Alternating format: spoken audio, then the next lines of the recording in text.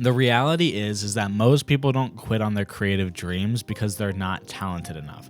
A lot of you guys are stupid talented. The reason people give up on their creative dreams is because people didn't warn them of the trials and the tribulations and the obstacles that they're going to face over the course of running their business. I've been running mine for 6 years. I've learned from them. It sucks. It's hard.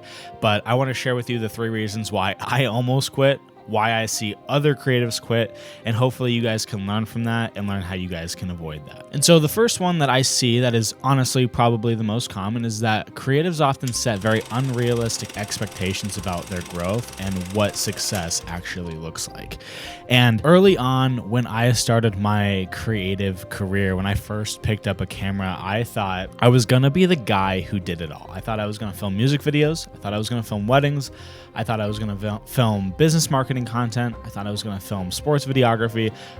I thought I was going to be the guy who was the best at it all. But I got hit with a very real, very harsh, but very rewarding reality check when I started working for a video agency here in my hometown. And that was when I realized that I wasn't even close to being the best. I wasn't close in skill.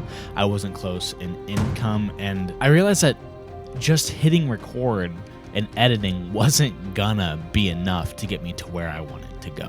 And I don't know if you guys will be able to relate to this, but when I saw other creators who were way ahead of me, when I saw people like Peter McKinnon, who it seemed like they were becoming overnight sensations, or people like Casey Neistat, who were vlogging their lives and were becoming world-renowned creators off of just living their normal life, it was tempting to just feel defeated. But what I realized was that instead of sitting around, I forced myself to learn things that the reality was I didn't like them at first. Guys, I didn't like them. But those things were things like, cold calling, DMing, going to bridal shows. And yes, I know a lot of you guys are cringing.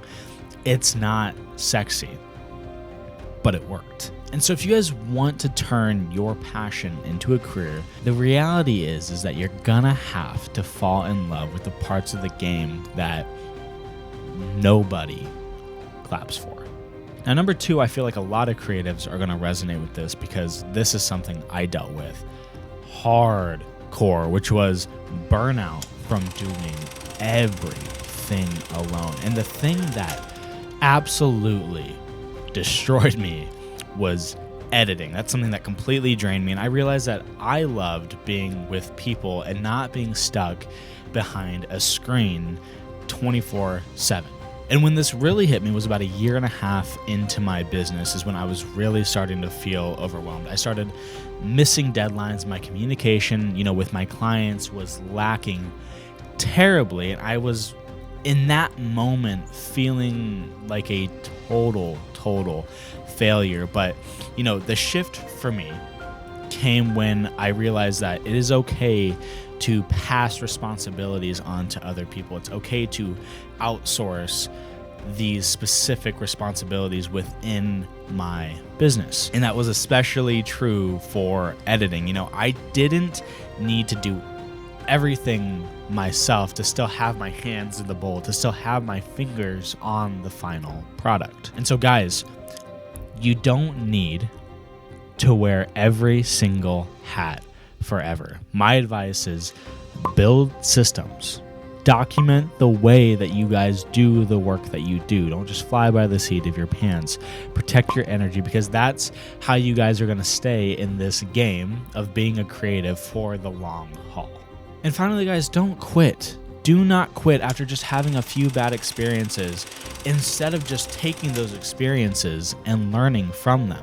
You see, a few years ago, I had this one client, and from day one, I knew that it was going to be a complete nightmare. Every idea that I gave them was shot down. Every edit that I sent them was nitpicked. And I realized that, no matter what I did, they were never, ever going to be happy with the final product. And now what I learned was that I need to spend more time with these clients in the discovery phase. Before I ever bring them on as a client, I need to learn who they are, how they handle stress, and how they want to be worked with throughout the process. Because, you know, if they're not the right fit, I'm okay with walking away, because, you know, money is nice, but the reality is that your sanity is so much more important. And if you're having 50 bad clients who make you want to quit, you're gonna quit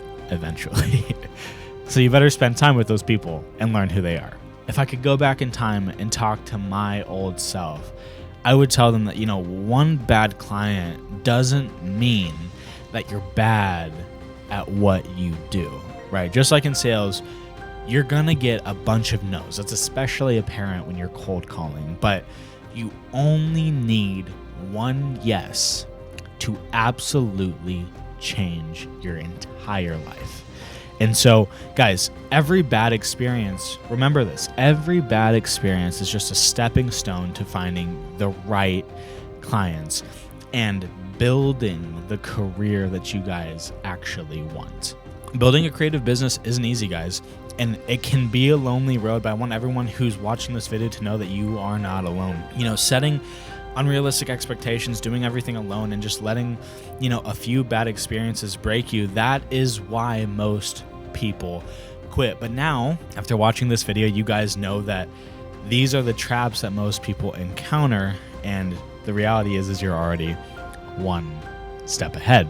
Being a creative, it is a marathon. It's not a sprint. I would love to hear from anyone who watches this video. Tell me, what has been for you the hardest part of your creative journey so far? Drop your story down in the comments. Let's support each other, and I'd love to connect with anyone and answer any questions that you guys might have. My name's AJ Cruz, by the way, and if you vibed with this video, if you could do me a favor and just drop a like, that would mean the absolute world. I appreciate you guys for watching this video, and if you want to get to know me more, or if you want to consume more content and stay on YouTube for a little bit, check a video out here on the screen, and I will see you guys in the next video. Peace out.